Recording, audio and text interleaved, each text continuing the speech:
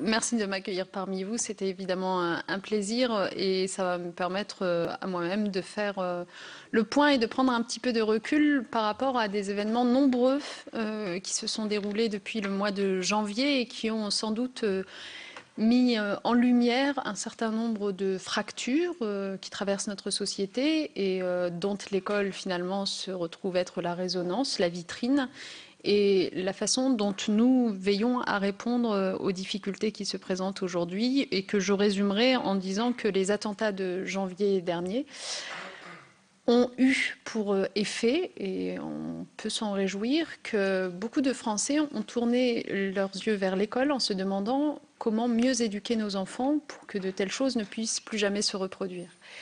Dans la foulée, vous le savez, l'école s'est mobilisée, notamment en demandant à ce que dans chaque établissement scolaire soit respectée une minute de silence à la mémoire des victimes, laquelle minute de silence a été dans un certain nombre d'endroits perturbée pour diverses raisons qui nous ont amenés collectivement à nous interroger, évidemment, à réunir la communauté éducative, comme je l'ai fait dans les jours qui ont suivi, et à faire en sorte d'organiser ce qu'on a appelé la grande mobilisation de l'école pour les valeurs de la République, ou comment nous assurer qu'en plus de transmettre des savoirs, l'école transmette bien des valeurs aux enfants qu'elle reçoit. De ce point de vue, nous avons évidemment d'abord veillé à ce que tous les incidents puissent être remontés dans les meilleures conditions possibles, parce que le premier des risques que nous courons, c'est de minimiser ou de sous-estimer le type d'incidents qui peuvent se dérouler dans les écoles, et c'est la raison pour laquelle nous avons renforcé nos procédures en matière de signalement des phénomènes, par exemple, de radicalisation que l'on peut constater.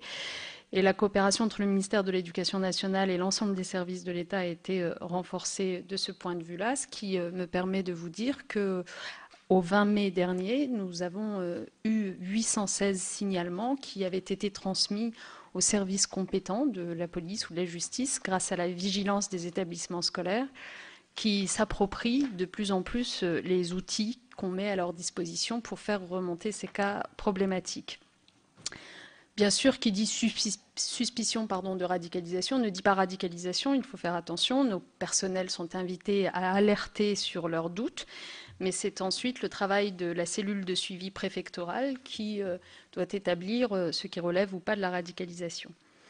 Donc l'éducation nationale coopère avec les services de justice, le ministère de l'Intérieur, grâce en particulier à deux outils très efficaces qui sont le premier, le système d'information qu'on appelle le CIVIS, et puis le deuxième, les enquêtes de victimation et de climat scolaire, qui nous permettent d'objectiver les faits de violence scolaire qui peuvent se dérouler dans les établissements. Nous avons fait évoluer ces dispositifs en novembre dernier. Et désormais, nous savons que chaque soir, les chefs d'établissement transmettent de façon systématique aux autorités compétentes les faits problématiques qui se sont déroulés dans leur établissement. C'est ainsi qu'on arrive à ces chiffres qui peuvent vous sembler importants, mais en réalité, c'est l'effet d'une amélioration de notre système statistique.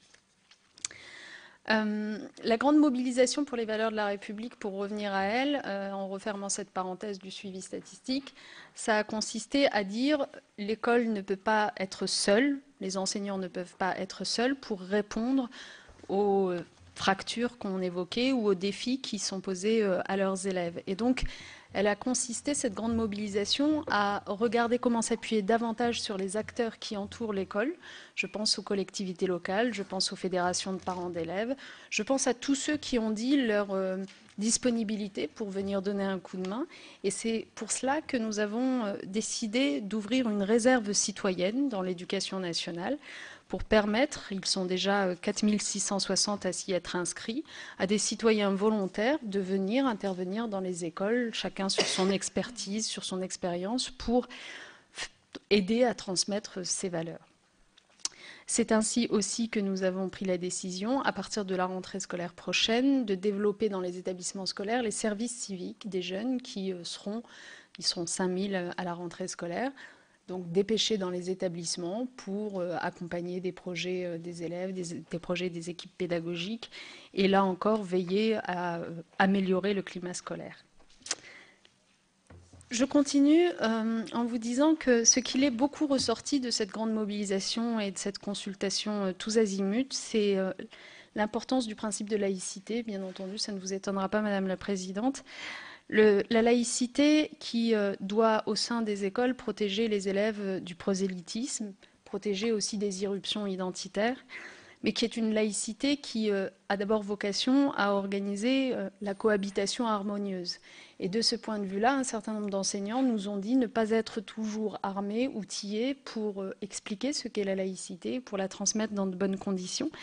Et c'est la raison pour laquelle nous avons décidé de mieux les former à cette laïcité, à l'enseignement moral et civique que nous introduisons à la rentrée prochaine de la primaire jusqu'au lycée, pour faire en sorte que ces enseignants soient davantage en mesure de répondre à des questions qu'ils ont parfois eu du mal à affronter pendant les incidents de janvier.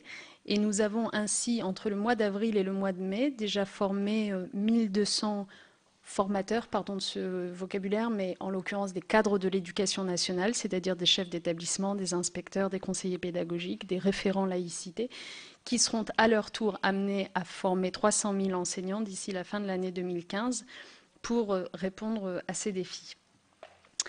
Je parlais de l'enseignement moral et civique. C'est une nouveauté importante qui va donc voir le jour à la rentrée prochaine. Cela se traduira concrètement sur l'ensemble d'une scolarité d'un enfant entre le primaire et le lycée par 300 heures d'enseignement qui lui seront délivrées non pas sous la forme d'un enseignement magistral, théorique, descendant, mais d'un enseignement qui s'appuie bien sur un programme, puisque ce programme a été rédigé par le Conseil supérieur des programmes et donc que nous l'avons adopté, mais qui s'organise essentiellement autour de débats, car ce qu'il est apparu, c'est que c'est surtout l'esprit critique des élèves qu'il faut davantage développer pour ensuite mieux leur transmettre ces valeurs républicaines dont nous parlons. Et donc, c'est autour du débat, autour de la capacité à trier l'information, à utiliser pour ce faire les outils numériques dont on sait que souvent ils noient d'informations les élèves concernés, que cet enseignement moral et civique s'organisera l'année prochaine. Il sera lui-même un élément d'un tout que nous avons qualifié de parcours citoyen, qui signifie que chaque établissement est invité dans son projet d'établissement à organiser pour les élèves cette possibilité, au-delà de cet enseignement moral et civique, de participer à la vie démocratique citoyenne de l'établissement, de prendre des responsabilités, de développer les relations partenariales avec les associations qui entourent l'établissement pour faire en sorte que les élèves fassent l'expérience le plus tôt possible de la citoyenneté. Et nous réfléchissons en ce moment même à la façon dont cela peut être valorisé dans l'évaluation des élèves. Une deuxième chose qui nous est apparue au-delà de la laïcité, c'est le faible niveau d'un certain nombre d'enfants, d'élèves dans l'expression en français tout simplement. D'où la priorité que nous avons décidé d'accorder à l'enseignement de la langue française, parce qu'il est vrai qu'il est particulièrement difficile de débattre ou de défendre ses idées lorsqu'on ne maîtrise pas les mots. C'est la raison pour laquelle, vous le verrez dans les nouveaux programmes que nous préparons actuellement, et en particulier d'ailleurs dans ceux qui ont déjà été adoptés pour l'école maternelle et qui entreront en vigueur à la rentrée prochaine, la maîtrise du langage est devenue une priorité avec, y compris prévue de façon inédite, une évaluation en classe de CE2 dès le premier trimestre, qui permettra de vérifier les acquis des élèves pour ensuite adapter nos enseignements. Je continuerai d'ailleurs en faisant une allusion très rapide, j'ai compris qu'il ne fallait pas trop s'y attarder, mais à la réforme du collège. Vous avez le droit. Ah, moi j'ai le droit, d'accord. D'accord. Mais en redisant ici que l'objectif de la réforme du collège, c'est bien évidemment de garantir l'acquisition des fondamentaux, au sein desquels le français et que l'accompagnement personnalisé en particulier, le développement du travail en petits groupes, la refonte des programmes pour mettre l'essentiel au cœur de ce qu'on apprend et de ce qu'on veille à évaluer, ça a vocation à renforcer cette maîtrise du français et donc de la capacité à développer un esprit critique, à débattre, bref, à devenir aussi citoyen en passant par l'école. Voilà ce que je pouvais vous dire en quelques mots. Je me réserve pour vos questions.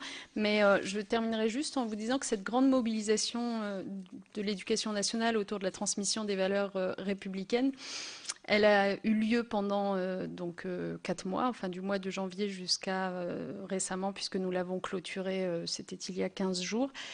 Et cette grande mobilisation, elle a dépassé nos espérances, puisque partout sur le territoire, c'est 50 000 personnes qui ont été amenées à s'exprimer en disant clairement à la fois leurs attentes considérables à l'égard de l'école sur ce sujet et en même temps leur disponibilité. Je pense que s'il y a bien une nouveauté, peut-être un nouveau chemin à prendre pour l'école, c'est celui de l'ouverture plus grande à ceux qui, en effet, qu'il s'agisse des parents d'élèves, qu'il s'agisse des associations, qu'il s'agisse parfois des entreprises aussi, se disent prêts à venir développer chez les élèves à la fois la motivation, mais aussi la persévérance et puis la compréhension d'un certain nombre de valeurs qui parfois leur paraissent trop théoriques, en particulier lorsqu'ils ne sont pas amenés à les vivre eux-mêmes. Voilà. Merci beaucoup, Madame la Ministre, pour ces propos qui vont dans le sens, je crois, de ce qui seront nos préconisations.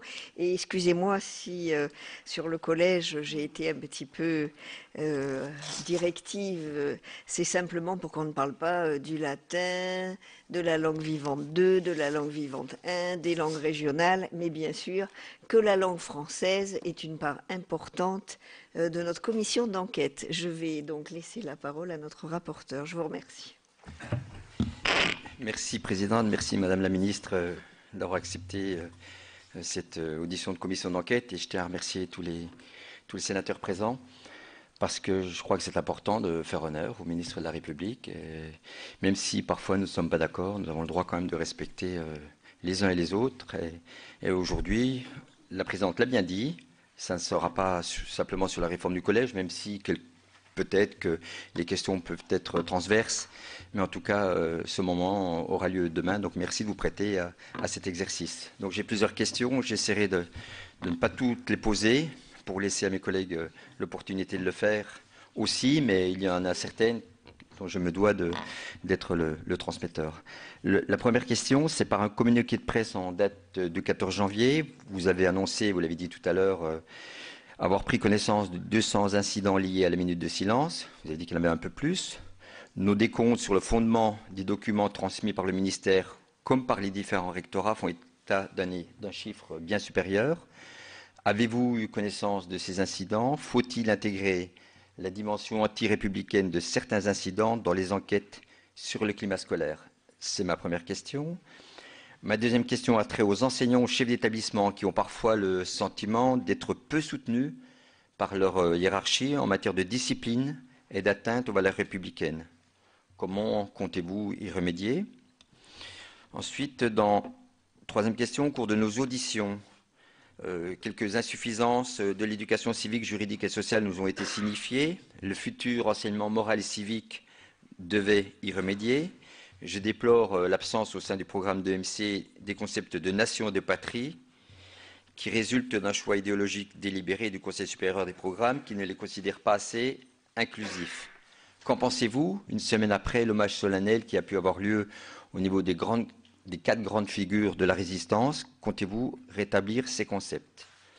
Enfin, en matière de recrutement des recrutement des personnels de l'éducation nationale, comment pouvez-vous intégrer l'impératif de l'adhésion et de la capacité à faire adhérer ou à faire partager les valeurs de la République? Pourquoi ne pas restaurer une épreuve spécifique du CAPES qui existait auparavant, agir en fonctionnaire éthique et responsable? Pour certains, nous sommes allés dans les SP, et dans les SP, il y a une problématique un peu compliquée, parce qu'il y a une clarification des exigences en matière de laïcité qui doit être soulignée. En effet, les étudiants en M1 et M2B, qui sont ceux qu'on appelle reçus-collés, ne sont pas astreints au respect de la laïcité. Et des jeunes filles peuvent ainsi porter librement le voile au cours de leur scolarité, ce qui n'est pas sans poser problème, à la différence de leurs disciples qui ont eu le concours, qui sont élèves fonctionnaires et qui n'ont pas le droit. Comment garantir une formation adéquate des enseignants à la transmission des valeurs de la République, ainsi que le respect de celles-ci au cours de la formation initiale? Puis peut-être quelles pourraient être les traductions concrètes d'une orientation de rétablissement de l'autorité des maîtres et comment remettre du rituel et de la solennité dans la scolarité, afin de lui donner du sens. Merci. Alors ça fait beaucoup de questions, bien sûr. Donc, Madame la ministre, vous pouvez y répondre, bon, bien sûr, dans l'ordre, dans le désordre et de la façon qui vous intéresse, puisque dans votre propos liminaire, il y avait déjà des points que vous avez traités.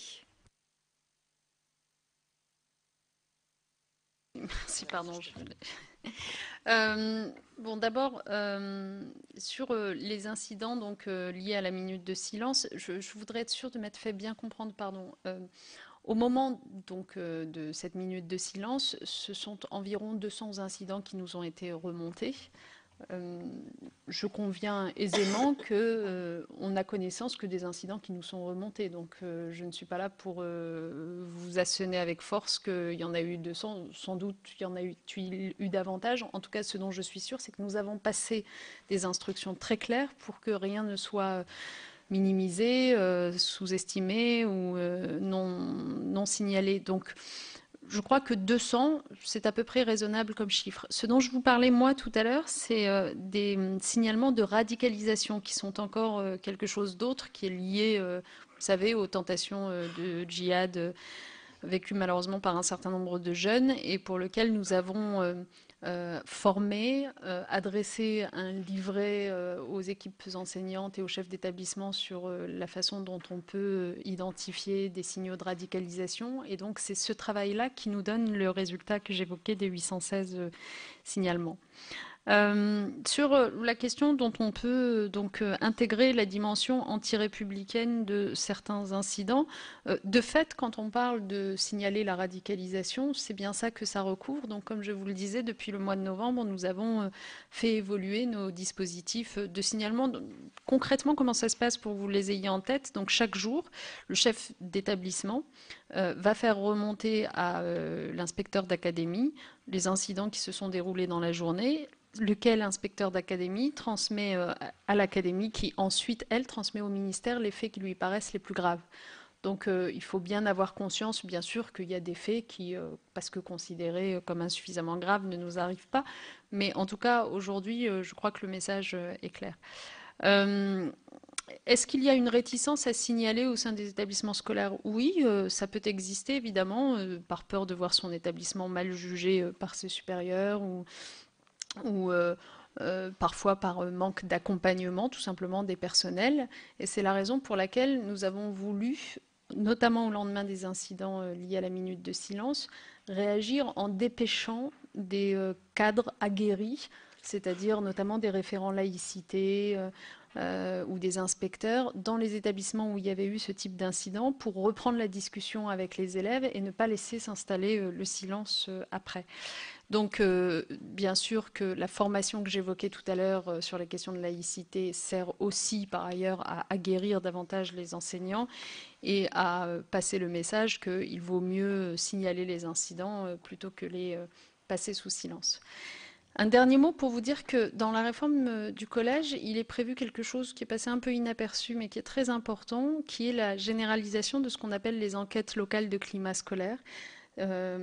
Qui ont vocation régulièrement dans chaque établissement à prendre le pouls, la température de la façon dont et les équipes enseignantes et les élèves vivent leur climat scolaire, ce qui nous permettra d'avancer sur des questions comme le harcèlement, bien sûr, ou les violences scolaires, mais qui nous permettra aussi de répondre à ces questions d'incidents anti-républicains.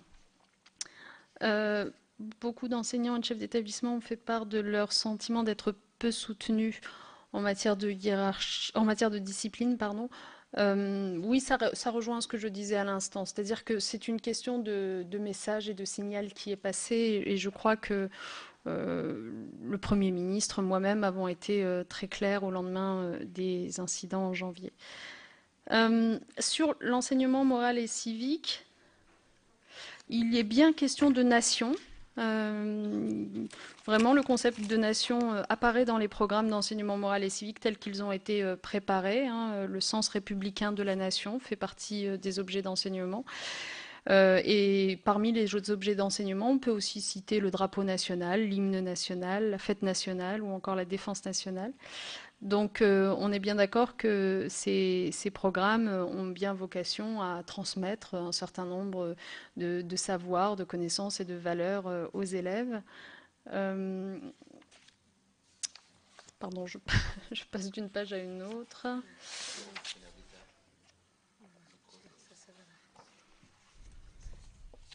Ah oui, pardon, oui. En matière de recrutement des personnels de l'éducation nationale, comment on intègre l'impératif de la capacité à faire partager les valeurs de la République? Ça, je l'ai absolument en tête. C'est la raison pour laquelle j'ai écrit à l'ensemble des présidents de jury des concours de l'enseignement pour leur demander de veiller à ce que les thématiques de la laïcité et de la citoyenneté trouvent leur place dans les épreuves qu'ils font passer aux candidats. Ensuite, ça j'ai répondu. Sur la formation initiale. Oui, comment garantir une formation adéquate des enseignants à la transmission des valeurs de la République?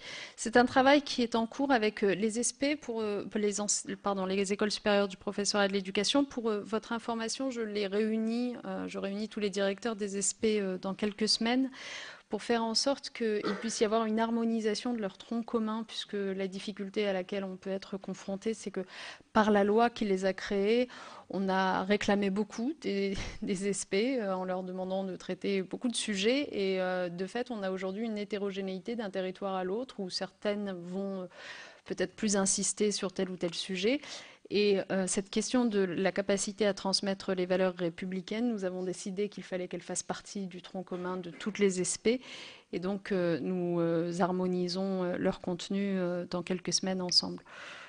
Voilà. Et puis, peut-être pour répondre sur l'obligation de laïcité ou de neutralité qui s'impose ou pas aux fonctionnaires stagiaires dans les SP, bien sûr, les fonctionnaires stagiaires sont tenus de respecter la neutralité qui doit être celle des fonctionnaires. Donc, il est attendu d'elle. Sauf, pardon? Sauf Alors, il faut prendre le micro parce que sinon ça ne peut pas fonctionner. Donc, sauf les reçus-collés qui peuvent intervenir justement, qui n'ont pas cette obligation de ne pas être voilés, qui peuvent l'être dans ceux qui ratent le concours de la fonction publique et qui sont reçus-collés et qui ne sont pas obligés d'être en neutralité comme les autres étudiants. Excusez-moi, vous parlez de ceux qui ne sont pas de fait encore fonctionnaires. Oui, ceux qui sont c'est parce que le concours se situe bien sûr en L3, c'est bien ça le sujet, sauf à le changer d'année, hein, ce qui peut être une question qu'on peut se poser. Mais aujourd'hui, c'est vrai que tant qu'on n'est pas en master MEF, on n'est pas fonctionnaire, donc on n'est pas soumis aux mêmes obligations de neutralité. En fait, le sujet, c'est qu'on est dans cette situation, dans la même situation que tous les étudiants à l'université. Et vous savez que le non-port du voile ne s'impose pas aux étudiants à l'université.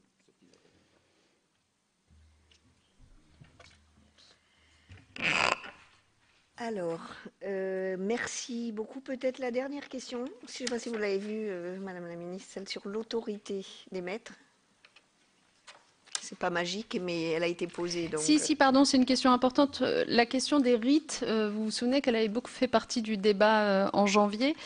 Nous avons décidé d'y répondre en demandant donc à chaque établissement dans son projet d'établissement de prendre une date de célébration, de cérémonie commémorative et d'y faire travailler donc leurs élèves, d'ailleurs autour d'un projet qui, y compris, comprendra la visite par exemple d'un site mémoriel pour faire en sorte qu'on puisse avoir un message, un discours, un projet clair qui soit conduit et autour de cela, bien sûr, les rites républicains, la Marseillaise, tout ce qui accompagne, mais avec une explication pédagogique qui soit apportée. Et donc les établissements sont en train de travailler sur ces projets qui nous permettent finalement de répondre aussi bien à la question de la transmission des valeurs républicaines qu'à celle de la transmission de la mémoire.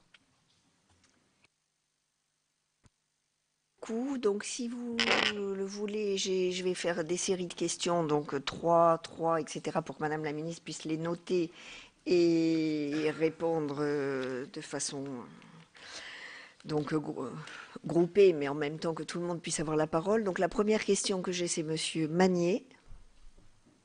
Bien, merci Madame la Présidente, Madame la Ministre, mes chers collègues. Moi, je suis d'abord très satisfait de votre audition et d'avoir entendu les quelques mises au point que vous avez pu faire sur ce qui a été fait. Au-delà des incidents qui ont pu être relevés après les assassinats du mois de janvier, puisque la problématique, si elle a été accentuée après ces malheureux attentats, existait déjà auparavant, et vous avez indiqué qu'un certain nombre de traitements avaient été prévus et avaient été ensuite appuyés et accélérés par la suite. En tout cas, moi, je voudrais aujourd'hui rappeler la position de notre groupe socialiste dans cette mission, dans cette commission d'enquête, qui est la même d'ailleurs que celle de nos camarades dans la commission des lois, qui eux aussi s'étaient préoccupés en disant que, eh bien, on ne voyait pas pourquoi une commission d'enquête pour ces questions-là, puisque il n'y avait pas, à notre avis, l'utilité de faire prêter serment, d'avoir toute cette solennité autour des différentes auditions qui ont pu être menées ici et qui parfois ont d'ailleurs nous ont entraînés sur des terrains assez glissants et assez désagréables.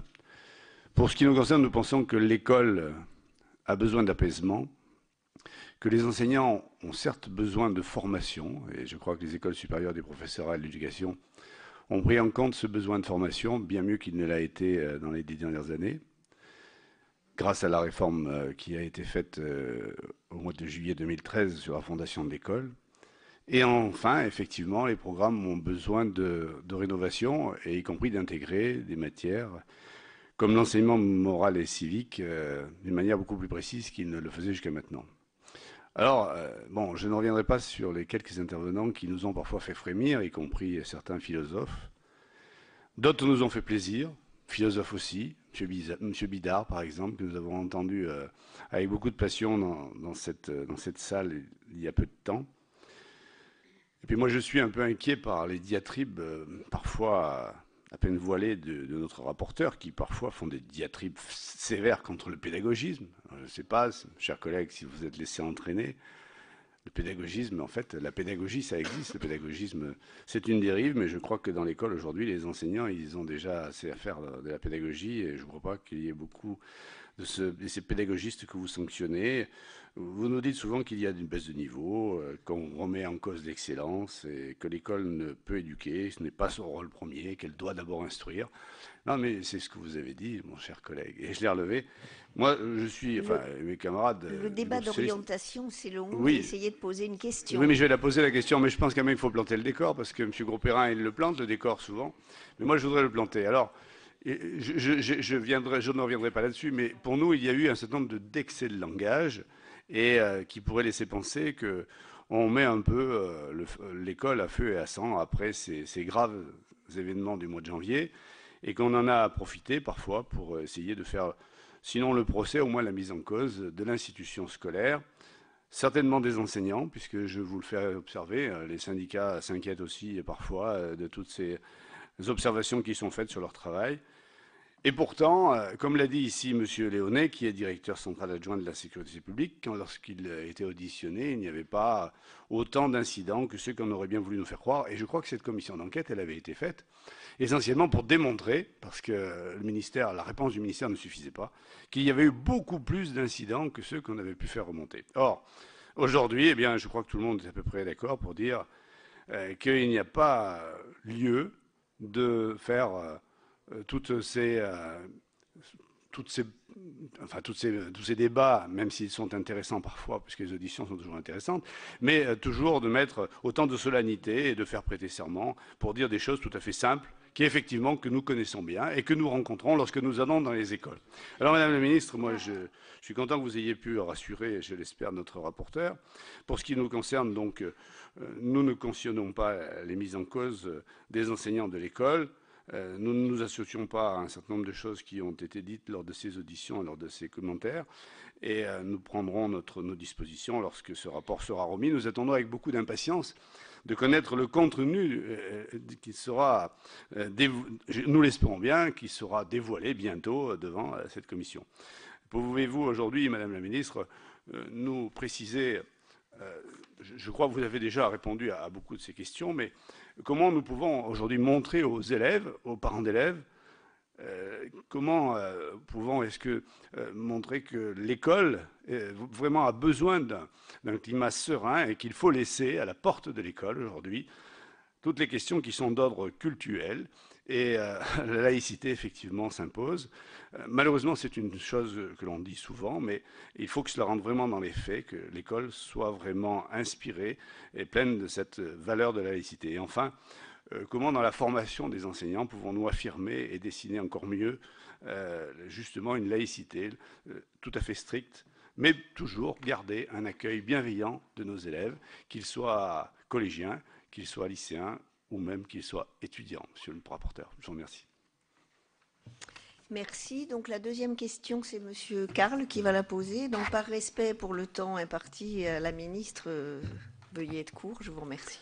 Merci Madame la Présidente. J'aurais deux questions Madame la Ministre. La première, elle apparaît simple, mais la réponse peut-être un peu moins. C'est où commence et où s'arrête l'école, et donc où commence et où s'arrête, où s'appliquent les règles qui concernent l'école. Pourquoi je vous pose cette question? Parce que les enseignants que nous avons rencontrés nous ont fait part effectivement des difficultés qu'ils ont face à des signes ostentatoires qui portent atteinte à la laïcité, et ils se sentent, et je peux confirmer ce qu'a dit le rapporteur, pas suffisamment soutenus par leur hiérarchie, mais où ils ont des difficultés, c'est à l'extérieur des murs. Qu'en est-il donc des accompagnements pour les sorties scolaires ou les accompagnements pour les activités culturelles et sportives? Quid des conseils de classe? Et là, ils nous ont dit qu'ils voulaient de la clarté.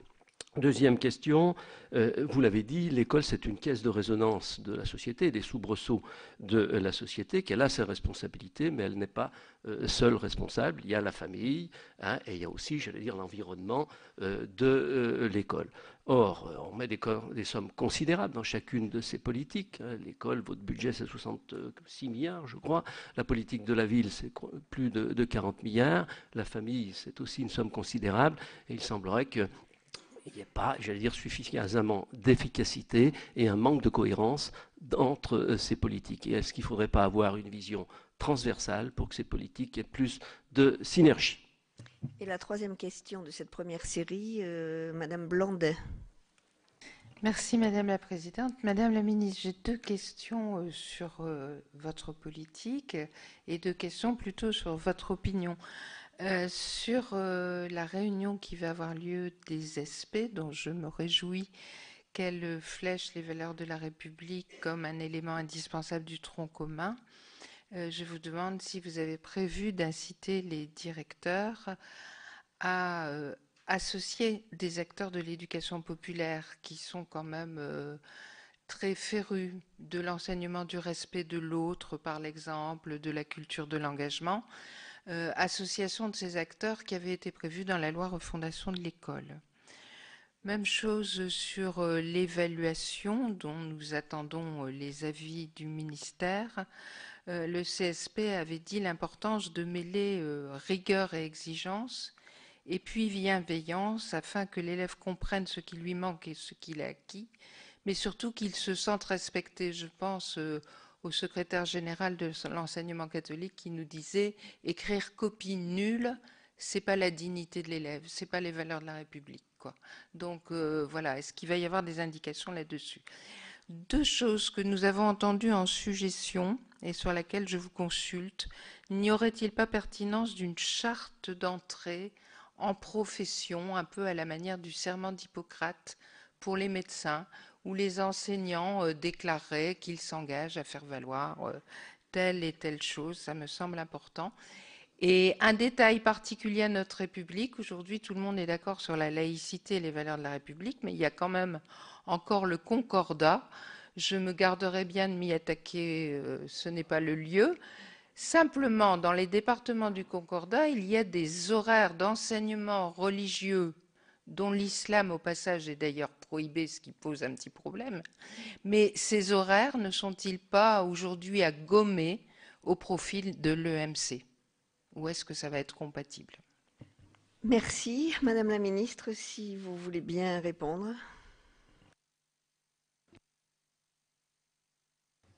Merci. D'abord, pour commencer par Monsieur Magnier, que je remercie.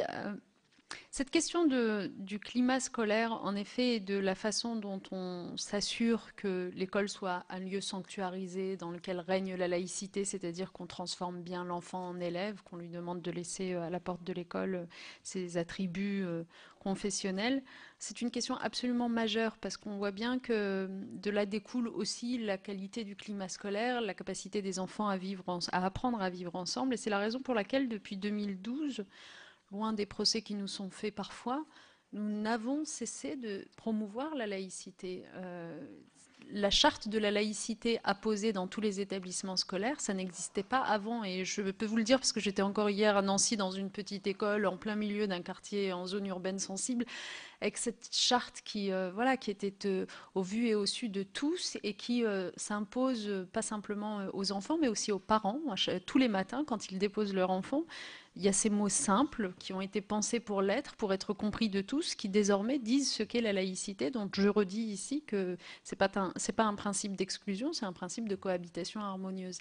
Et au-delà de cette charte de la laïcité, nous avons décidé, dans les mesures que nous avons adoptées au lendemain des attentats et de cette grande mobilisation, de faire du 9 décembre, désormais, la journée nationale de la laïcité qui sera célébrée dans tous les établissements. Et je crois que c'est important à souligner parce que ça veut dire, on parlait tout à l'heure de rite républicain, mais s'il est bien une valeur de la République à célébrer, à faire connaître et à faire aimer aux enfants, c'est bien celle de laïcité. Et cette journée en sera l'occasion.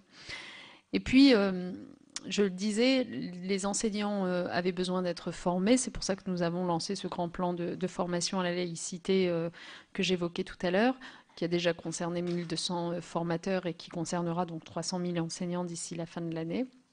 Ils ont aussi besoin d'avoir ces principes simples de laïcité comme base de relation avec les parents. Et c'est pourquoi nous avons prévu que désormais, à chaque rentrée scolaire, les parents seront invités à signer le règlement intérieur et la charte de la laïcité pour être bien assurés qu'on parle des mêmes choses et qu'ils comprennent quelles sont les règles qu'on fait respecter à leurs enfants.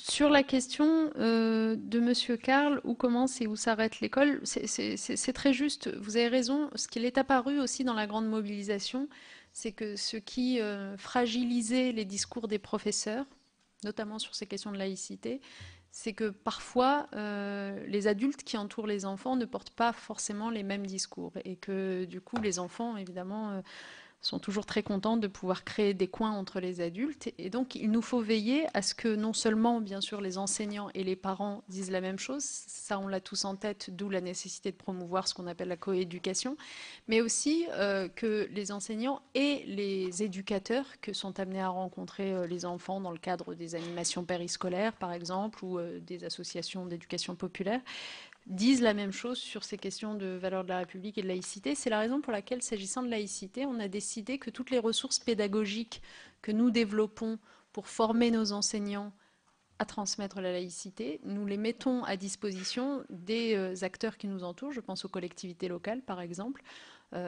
pour que les animateurs du périscolaire aussi bénéficient de ce même accompagnement et qu'on parle bien de la même chose sur la base des mêmes ressources. Donc on y travaille avec l'Association des maires de France dans le cadre des plans éducatifs territoriaux que l'on construit pour les rythmes éducatifs. Mais je crois que au fond, s'il y a bien un mot qui est ressorti de toute la consultation de ces 4 derniers mois sur les territoires, c'est décloisonner. Décloisonner, arrêter de fonctionner en silo, l'éducation nationale qui a ses propres règles, les services de santé leurs propres règles, etc. Et donc, ce sujet de laïcité en est une bonne illustration. Tous les adultes doivent parler la même langue quand on parle de laïcité aux enfants. Parler la même langue, ça ne veut pas dire, pour faire le lien avec votre question suivante, être sourd à ce qui peut se dire parfois et ne pas faire un effort de compréhension. J'en viens à la question des accompagnatrices de sortie scolaire. Moi, je ne jette la pierre à personne. Un de mes prédécesseurs, en l'occurrence Luc Châtel, avait fait adopter une circulaire dans laquelle il précisait qu'il fallait lutter contre le prosélytisme à l'école et que lorsque des parents, des mères en l'occurrence, portaient le foulard et qu'elles se proposaient pour être accompagnatrices scolaires, il ne fallait pas les y autoriser parce qu'on considérait cela comme du prosélytisme. On a vu les effets que ça a eu sur le terrain. Quand je dis que je ne jette la pierre à personne, c'est que je ne reproche à personne de tenter quelque chose, mais ensuite il faut évaluer ce qu'on fait. Et les effets que ça a eu sur le terrain, c'est que ça a été terriblement contre-productif. C'est-à-dire que ça a braqué une génération entière d'enfants contre même le principe de laïcité. Or, si on croit au principe de laïcité, je crois qu'on doit veiller avant tout à ce que les enfants y adhèrent. Parce que si on donne l'impression de leur faire violence, et en l'occurrence le fait de refuser à leur mère d'accompagner bénévolement une sortie scolaire, et donc de la stigmatiser, de la mettre de côté au simple motif d'une tenue vestimentaire, sans même qu'elle ait fait preuve de prosélytisme particulier, eh bien c'est une façon de braquer les enfants d'évidence. Et donc c'est pour cela que, en effet, j'ai revu la position sur ce sujet, mais je voudrais être très claire sur ma position à moi. Je suis opposée à toute forme de prosélytisme. Et donc, je l'ai dit aux équipes enseignantes et aux chefs d'établissement, dès lors qu'il y a du prosélytisme, d'ailleurs qu'il soit politique ou religieux ou autre, il faut bien évidemment s'opposer à la venue dans l'établissement ou à l'accompagnement par un parent d'une sortie scolaire.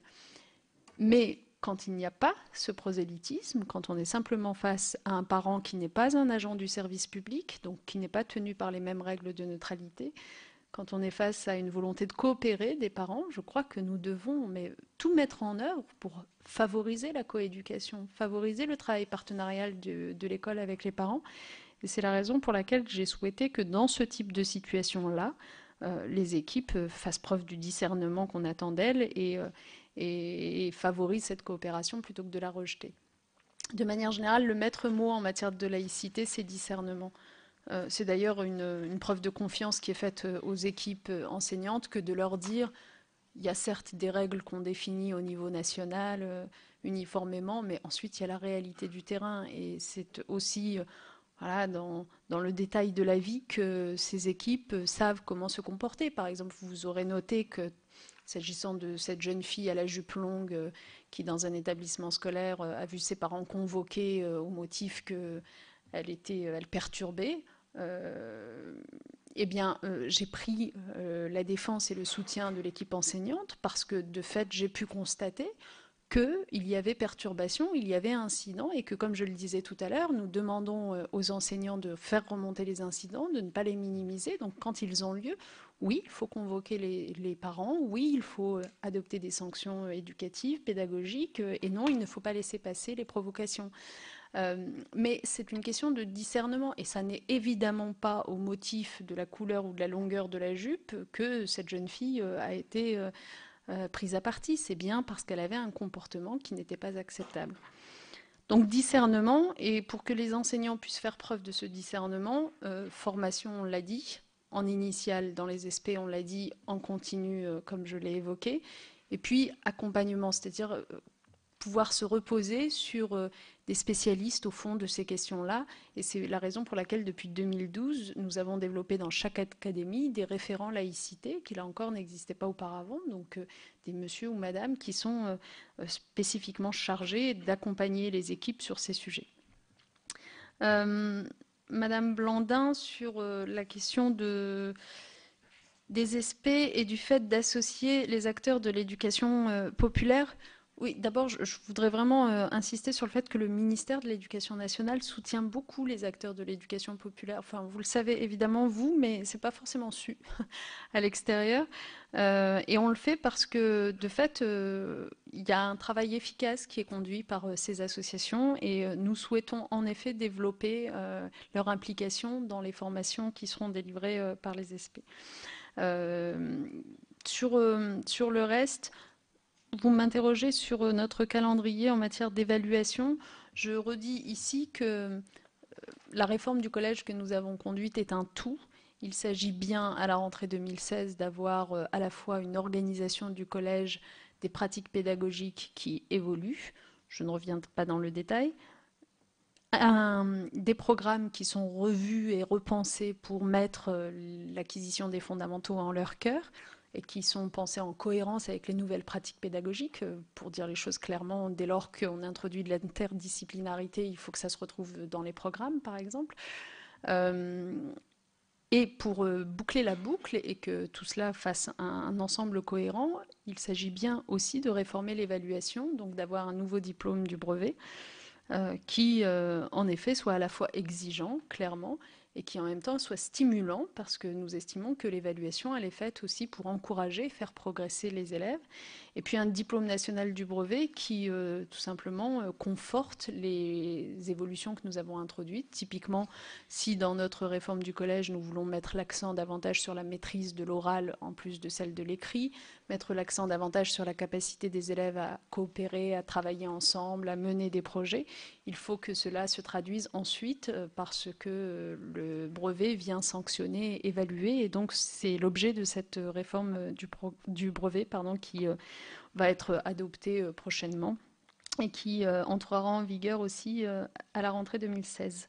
J'ai noté les 2 derniers points, juste un mot. J'ai noté l'idée d'une charte d'entrée en enseignement. Je ne sais pas si vous l'aviez formulée comme ça, mais c'est comme ça que je l'ai noté. Mais je trouve que l'idée est intéressante. Je pense qu'elle mérite d'être creusée.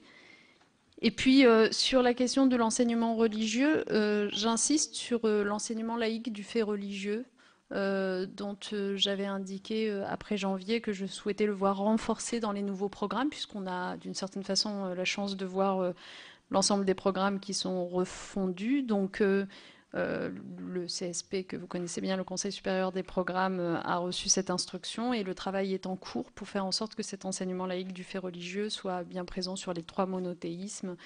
Et il ne s'agit pas, là encore, d'apprendre une foi aux élèves, mais de développer leur esprit critique à l'égard de ce qui peut s'écrire en la matière. Merci.